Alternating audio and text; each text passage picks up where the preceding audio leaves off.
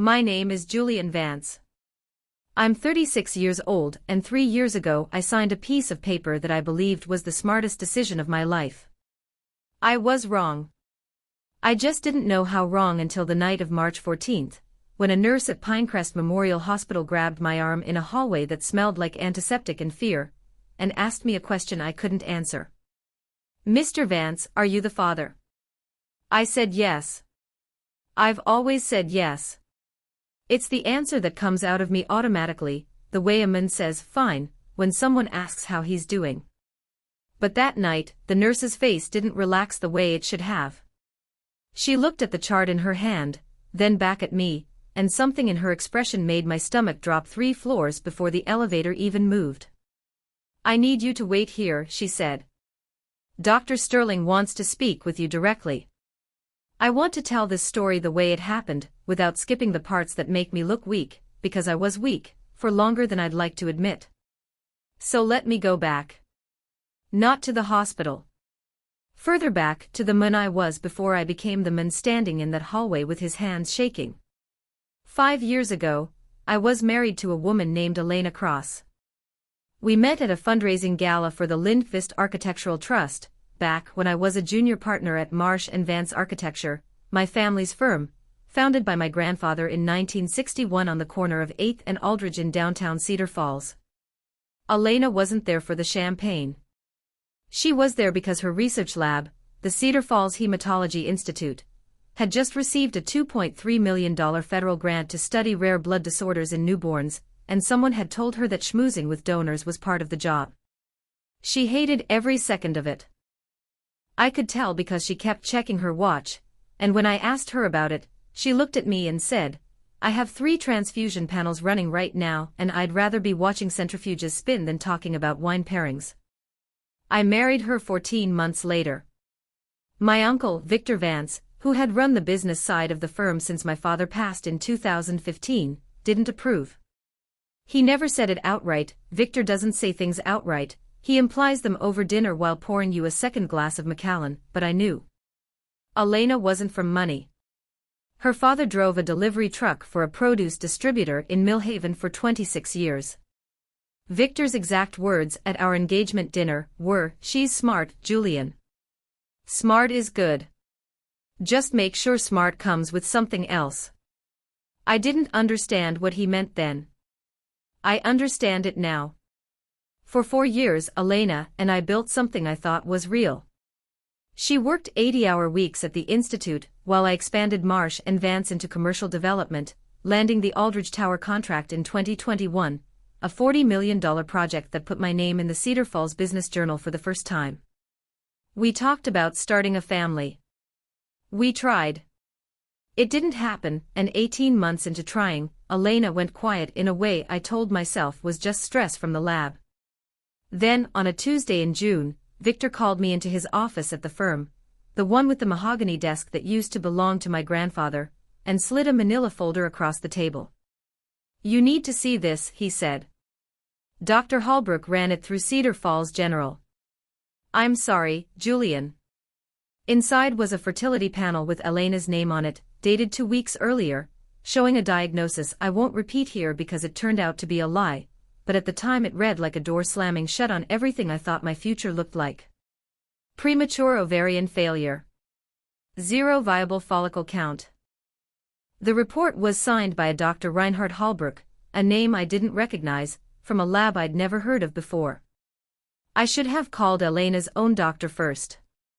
I should have asked her directly, sat her down, given her the chance to explain. Instead, I did the thing I'm least proud of in this entire story. I let my uncle's voice get inside my head, the way it always did, and within 6 weeks I had a lawyer, a settlement offer, and a new apartment on the 22nd floor of the Cascade building. Elena didn't fight the divorce. That should have told me something. She signed every document Victor's lawyers put in front of her without a single objection, and the last thing she said to me, standing in the doorway of the house on Larkspur Avenue with 2 suitcases and a cardboard box of lab notebooks, was, "You're going to understand this someday, Julian. I hope it doesn't cost you everything when you do." I thought it was a threat. I told myself it was bitterness. I filed it away and I moved on, because that's what men like me do. We move on, we rebuild, we replace. 8 months later, I met Chloe Montgomery at a private opening for the Aldridge Towers rooftop gallery. She was 29, a former runway model turned brand consultant, gorgeous in the kind of way that makes a room stop talking when she walks into it, and she made me feel like the version of myself I'd been trying to get back to since Elena left. We were married within a year, a ceremony at the Cedar Falls Country Club with 240 guests, Victor giving a toast about legacy and new beginnings that I now understand was really about something else entirely. Chloe got pregnant 4 months into the marriage. I was ecstatic. Victor was ecstatic. Everyone told me this was the reward for finally making the right choice. Which brings me back to March 14th, to the hallway, to the nurse who wouldn't look me in the eye. The pregnancy had been complicated from the start. Chloe was classified high risk at 28 weeks, and by week 34 she was admitted to Pinecrest Memorial for what her OB called precautionary monitoring. I'd spent 3 nights sleeping in a vinyl recliner next to her bed, watching fetal heart monitors tick across a screen, telling myself this was just what fatherhood cost. At 11:47 p.m., the monitors started screaming. I remember the room filling with people so fast it felt like a scene from a film, nurses, a resident, someone shouting for a crash cart down the hallway. Chloe was rushed into an emergency C-section, and I was pushed out into the corridor by a nurse who told me, not unkindly, that I needed to let them work. The baby was delivered at 12:14 a.m. A girl. 4 pounds, 2 ounces.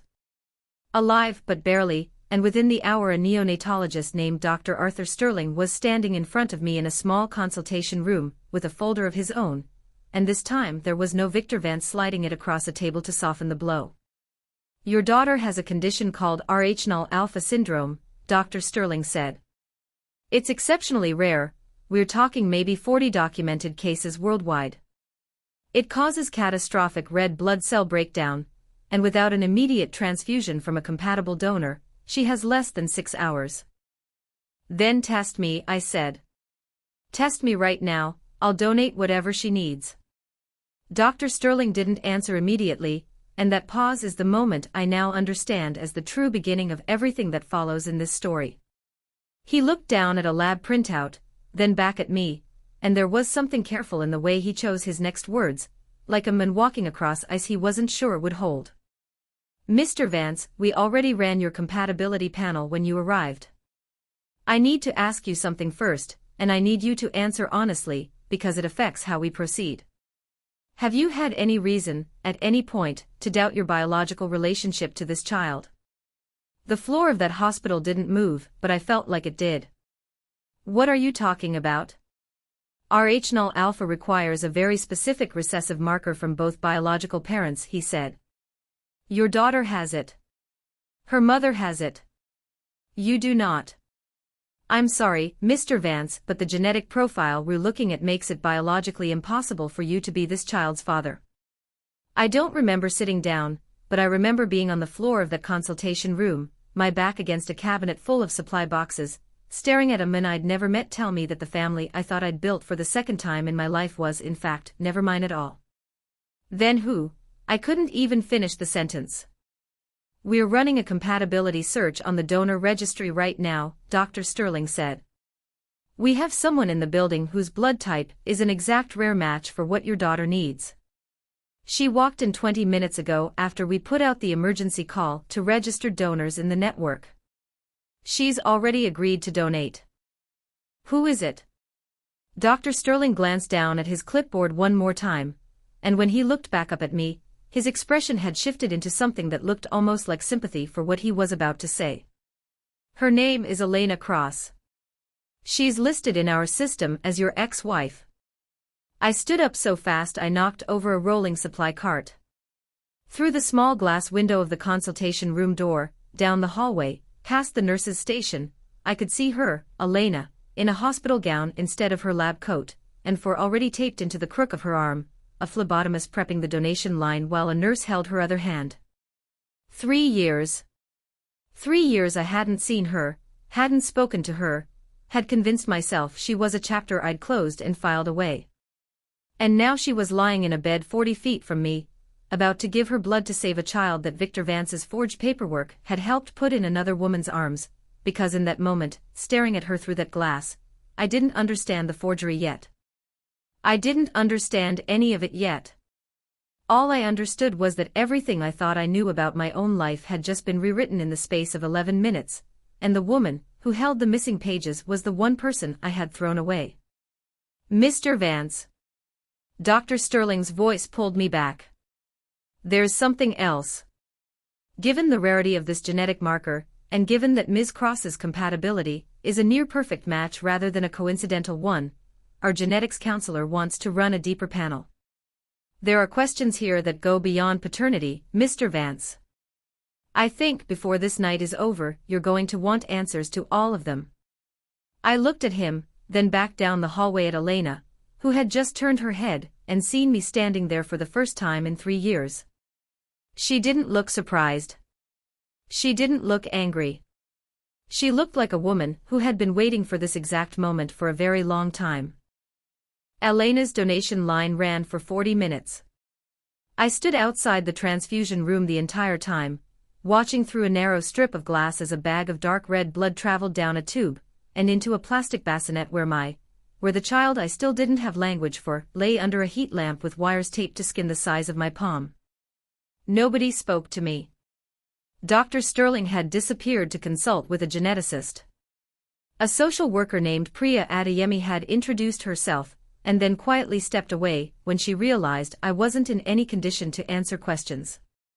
So I just stood there in a hallway that smelled like bleach and stale coffee, watching the only woman who had ever really known me save the life of a baby that biology said couldn't be mine. When the line finally came out of her arm, a nurse helped Elena sit up, and she asked for water in a voice that sounded steadier than mine would have been. Then she looked through the glass and found me again. I walked in before I decided to. Elena. Julian. She said my name the way you'd say the name of a storm that had already passed through your town once and left the roof half torn off. Not afraid of it. Just tired of what it cost. I don't understand what's happening, I said, which was the truth, though it came out sounding pathetic even to me. She studied my face for a long moment, the way she used to study slides under a microscope back when we lived on Larkspur Avenue, patient, clinical, looking for the thing that didn't fit the pattern. You don't, do you? She finally said. It wasn't a question. Sit down, Julian. This is going to take longer than you think, and you're going to need to hear all of it before you decide what kind of man you want to be tomorrow morning. I sat. 3 years ago, Elena said, your uncle handed you a fertility report with my name on it. Dr. Reinhard Hallbrook. Do you remember that name? Yes. There is no Dr. Reinhard Hallbrook registered with the State Medical Board. There never was. I checked for days after you served me the papers, because something about that report didn't match a single test I'd ever taken. I'd had my blood work done at Cedar Falls General 11 months earlier for the Institute's own employee health screening. I was fine, Julian. I was completely, perfectly fine. The room tilted slightly. Then why didn't you say anything? Why did you just sign the divorce papers and walk out? Elena's jaw tightened, and for the first time since I'd walked in, I saw something crack in the composure she'd been holding since the hallway. Because 2 days before Victor gave you that folder, he came to see me at the Institute. Alone. He told me that if I contested the divorce, or told you the report was fabricated, he'd make sure the Cedar Falls Hematology Institute lost its federal renewal grant. He had a contact on the review board, a man named Desmond Farr, who owed Victor a favor from an old zoning deal on the Aldridge project. $2.3 million, Julian. 40 jobs. Research that 15 sick children depended on.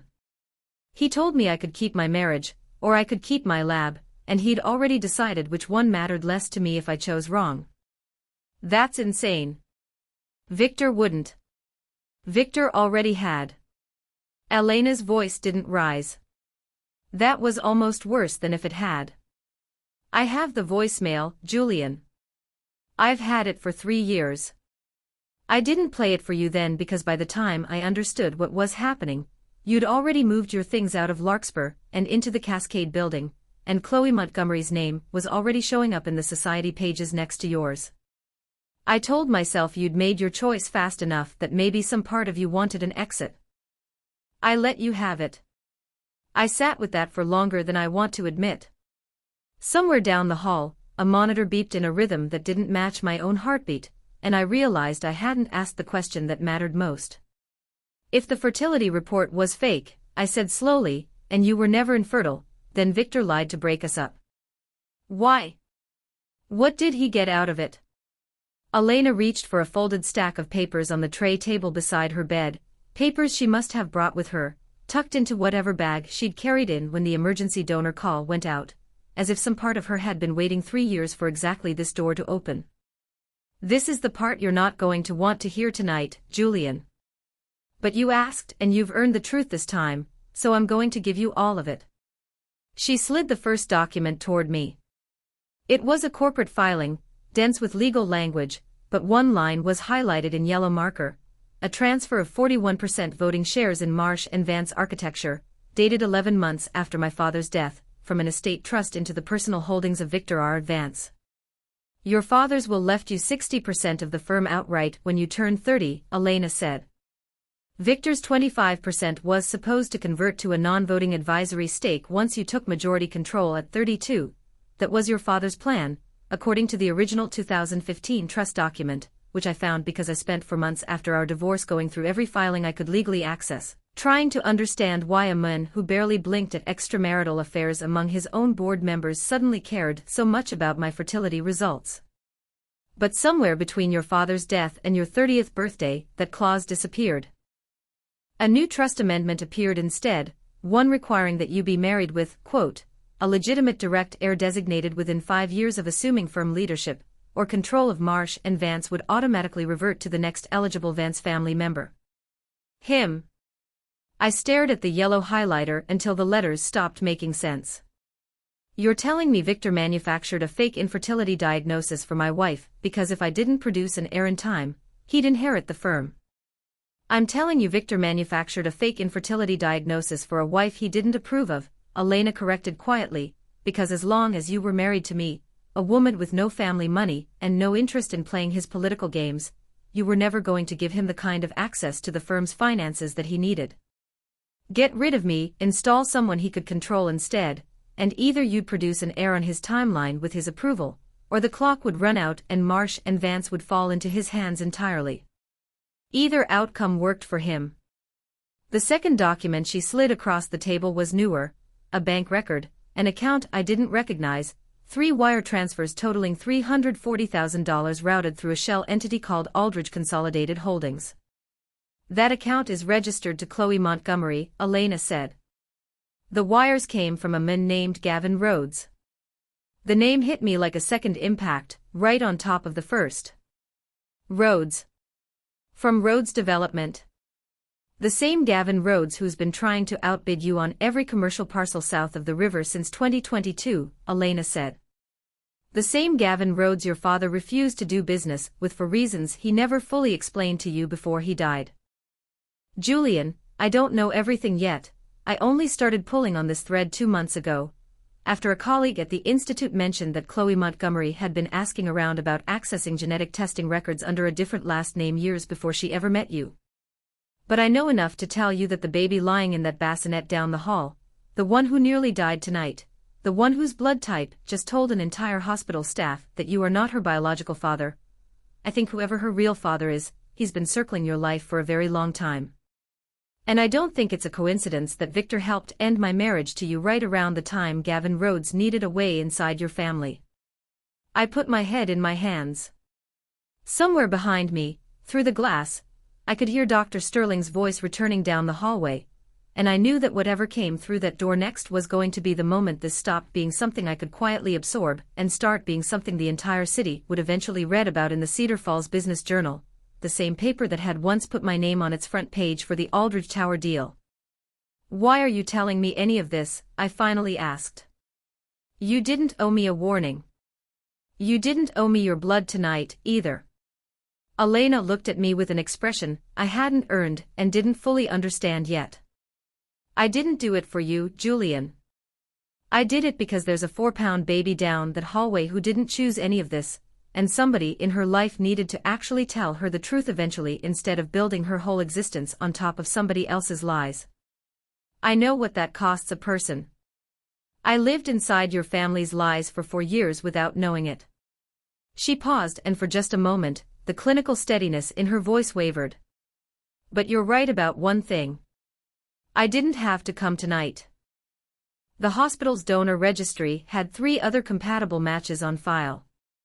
I came because when the call went out and I saw your name listed as the father, some part of me needed to see for myself whether you'd changed at all since the last time I watched you choose the easy lie over the hard truth.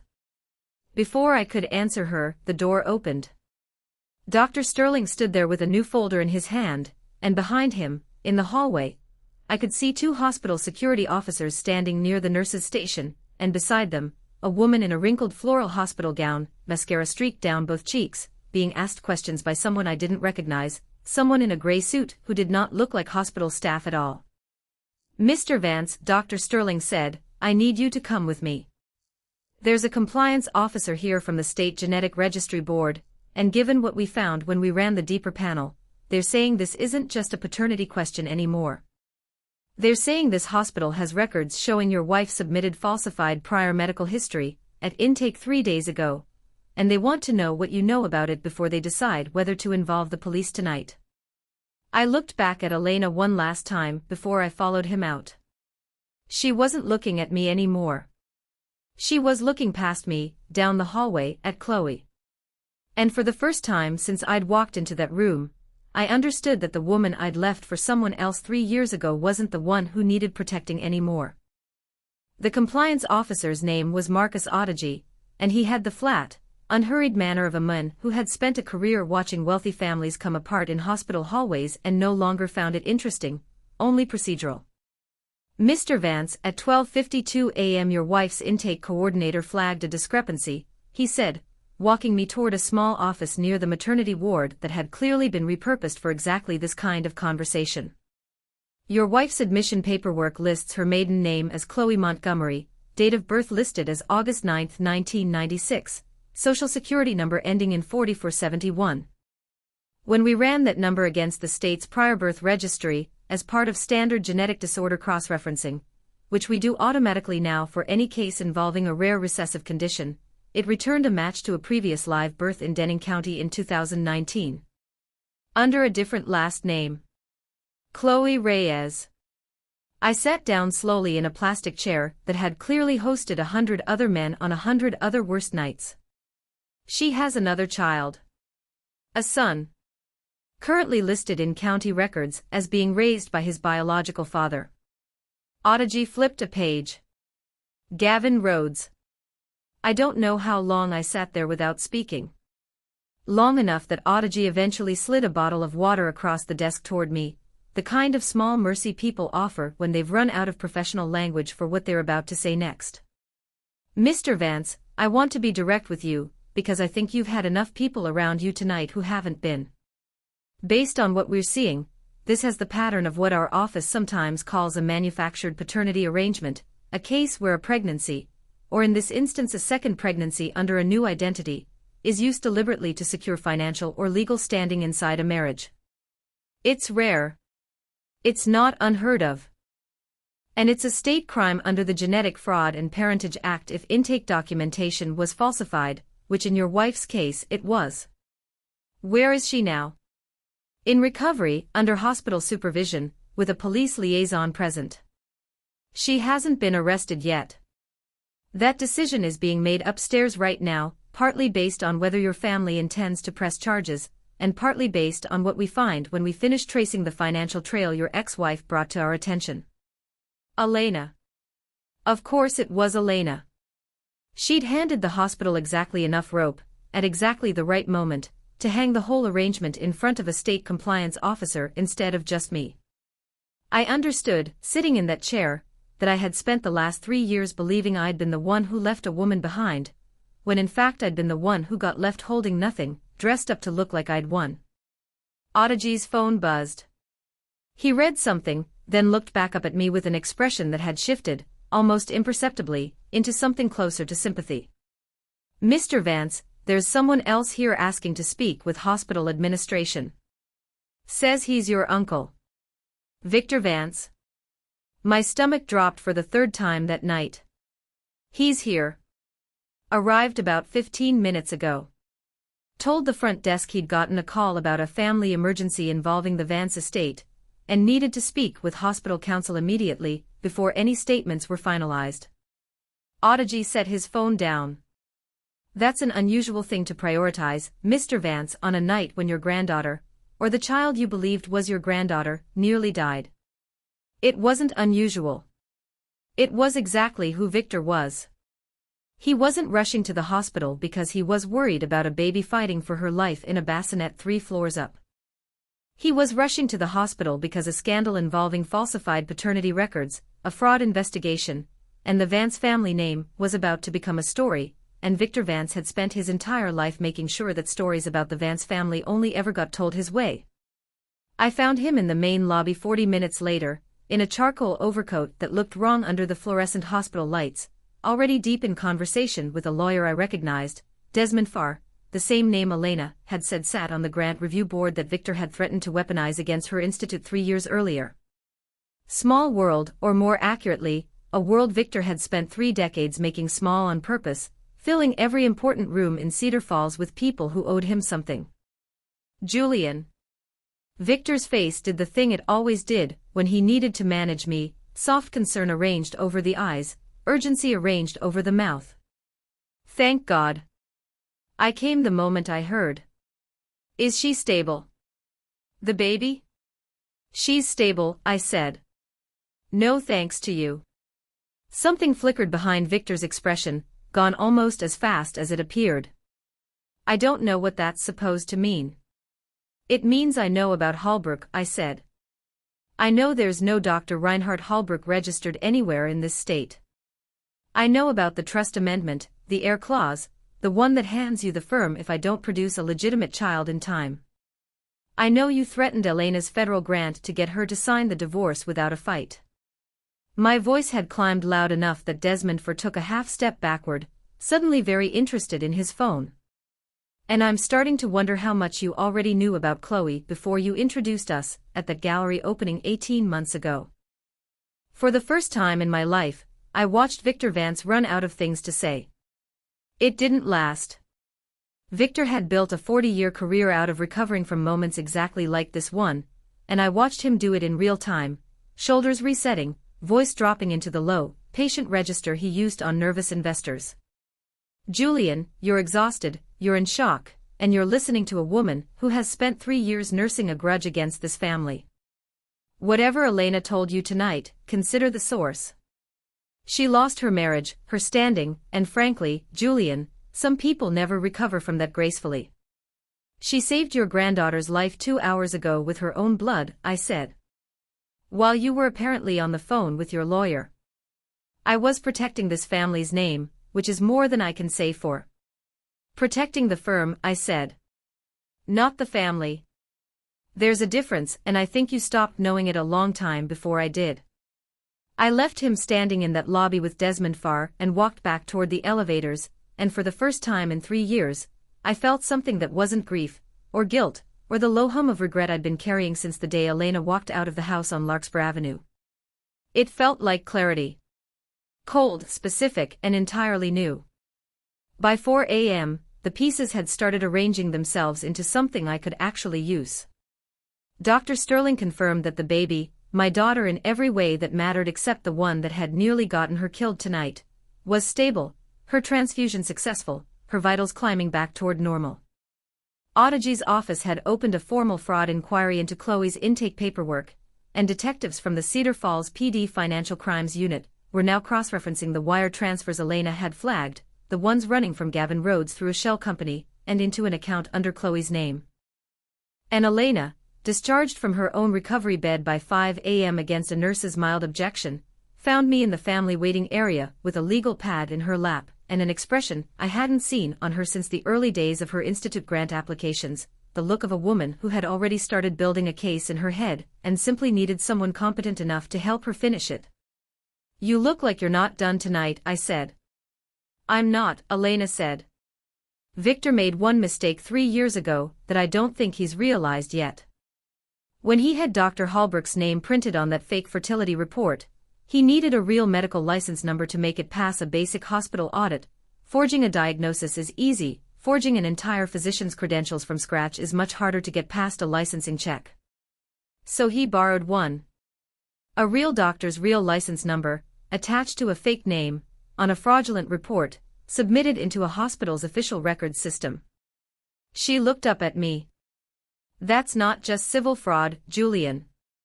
That's a criminal filing under a licensed physician's real credentials without consent. And I know exactly which doctor's license number he used, because I finally tracked it down 2 weeks ago, before any of this happened tonight. I wasn't planning to bring it to you. I was planning to bring it to the state medical board myself, quietly, and let Victor spend the rest of his life wondering when it would land." "Why didn't you?" "Because 3 hours ago, a hospital paged every compatible blood donor in the network for an emergency case, and your daughter's file had your name on it as father," Elena said. "And some part of me still couldn't let a child die to prove a point I'd already decided I didn't need anymore." She closed the legal pad. "But that part of me is done being quiet, Julian." Victor built his entire plan on the assumption that nobody would ever look closely enough, for long enough, to catch him. I've spent 3 years looking. I think it's time he found out. Down the hallway, through the same narrow strip of glass I'd stood at 6 hours earlier, I could see Chloe sitting up in her bed, a police liaison officer now stationed just outside her door, her phone confiscated, her face no longer arranged into the softness she'd always used on me. She was looking directly at us. And for the first time since I'd met her, Chloe Montgomery didn't look afraid. She looked like a woman who still believed she had one more move left to play. Chloe's one last move turned out to be a phone call she wasn't supposed to have access to. A nurse's aide, distracted by a shift change at 6 a.m., left a hospital tablet within reach of her bed for 11 minutes. It was enough time for Chloe to call Gavin Rhodes and say 4 words that a police liaison officer, standing just outside her door per protocol, caught on the room's monitoring log, "They know. Move it." Those 4 words became Exhibit C in a case that, 6 weeks later, would put both of them in a Cedar Falls courtroom in front of Judge Renata Okafor. I didn't go looking for the rest of it. I didn't have to. Once Audigi's compliance office formally opened the fraud inquiry, and once Elena walked into the state medical board's offices on Chestnut Street, with a folder containing the real physician's license number Victor had stolen for his fake Dr. Holbrook report, the investigation moved with the specific, grinding momentum that only happens when enough separate people finally have enough separate reasons to stop protecting the same man.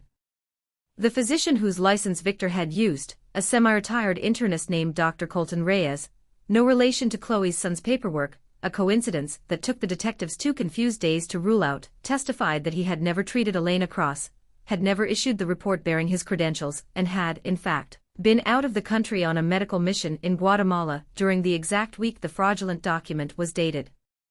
Victor's forgery hadn't just been cruel. It had been sloppy in a way that 3 years of nobody looking closely enough had let him get away with. The financial trail took longer, but it told a cleaner story.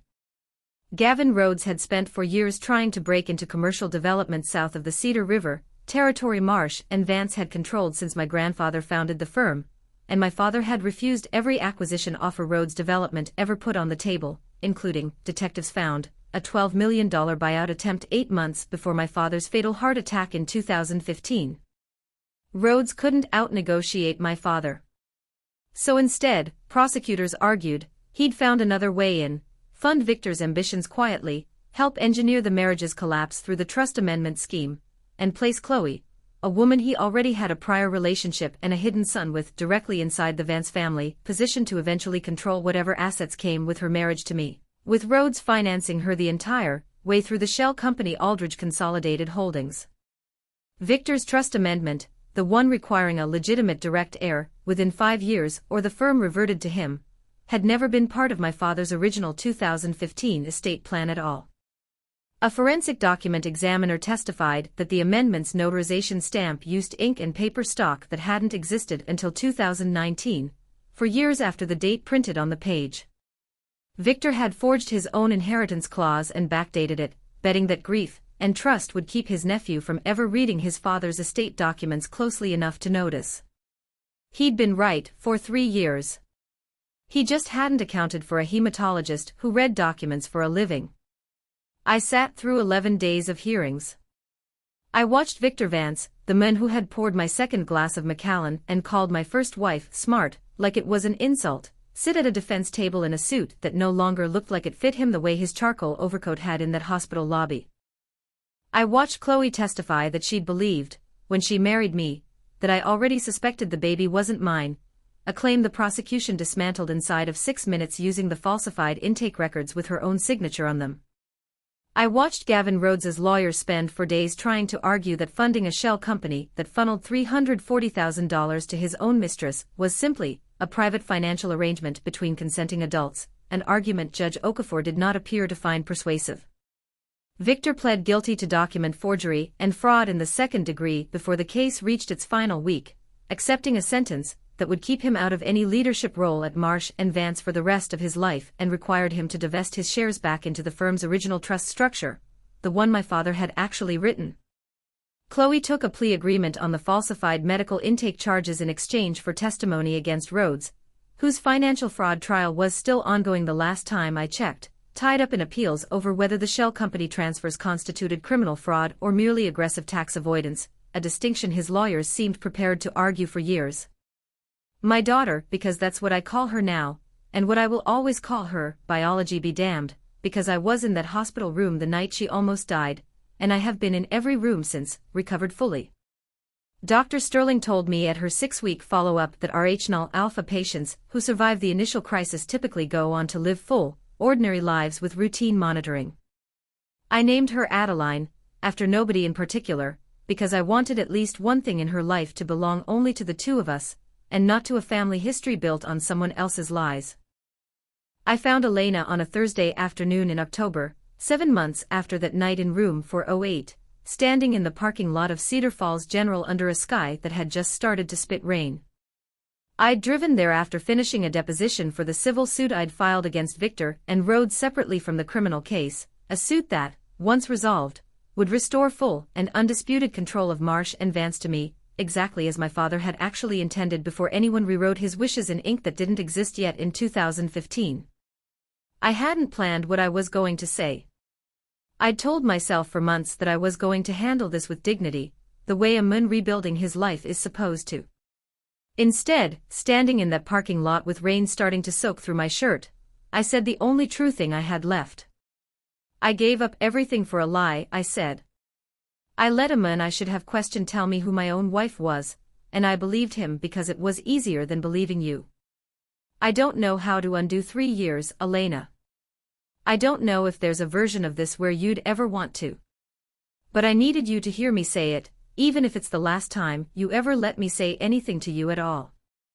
Elena stood there for a long moment, rain collecting on her shoulders, her expression unreadable in the particular way I used to find infuriating during arguments, and now understood was simply how she processed anything that mattered too much to answer quickly. 3 years ago, she finally said, I protected your business and your reputation by walking out of that house without a fight, because a man I loved was standing next to another man who was lying to him, and I didn't think you'd believe me over blood. She paused. Tonight, that night in March, I protected your daughter's life because she never asked to be born into any of this. I've spent this whole year asking myself which one of those things I did for you, Julian, and the honest answer is neither. I did both of them because I'm the kind of person who doesn't let people pay for someone else's lies if I can help it. That's not the same thing as being the kind of person who's ready to let you back into my life. I understand, I said, and I meant it, even though it cost me more than almost anything else in this entire story to say it and mean it. Elena reached into her coat pocket and pulled out a small velvet box I recognized immediately, my grandmother's ring, the one I'd given her the night I proposed, the one she'd left behind on the kitchen counter on Larkspur Avenue 3 years earlier without a single word of explanation. She pressed it into my hand. I kept this longer than I should have, she said. I told myself it was an accident, that I just forgot to leave it with the rest of the paperwork. It wasn't an accident. I think some part of me always knew you'd figure out the truth eventually, and some part of me wanted to be able to hand it back to you when you did. Not because I'm coming back, Julian, but because you should have something in your hand tonight besides regret. Live with what you learned. Raise your daughter knowing exactly what almost cost her everything, and make sure she never grows up in a family where the people closest to her decide what's true for their own convenience. She turned and walked toward a car I didn't recognize, knew paid for, I'd later learn, by the licensing settlement the state medical board awarded her after Dr. Reyes's stolen credentials case set a legal precedent for compensating identity fraud victims in medical filings. She didn't look back before she drove away. I stood in that parking lot for a long time, after her taillights disappeared, my grandmother's ring closed in my fist, rain running down the back of my collar, Marsh and Vance architecture finally, fully mine again in every legal sense that mattered. But standing there, I understood something Victor never had, in 40 years of building rooms full of people who owed him something. Power over a company was never the thing worth protecting. I had a daughter recovering at home who would someday ask me why her mother's name was never spoken in our house, and a version of my father's legacy that had almost been erased by a man who valued the name Vance more than the people who carried it. I got in my car. I drove home to Adeline. And for the first time in 3 years, the silence in that house didn't feel like something I was running from. It felt like something I finally had to earn.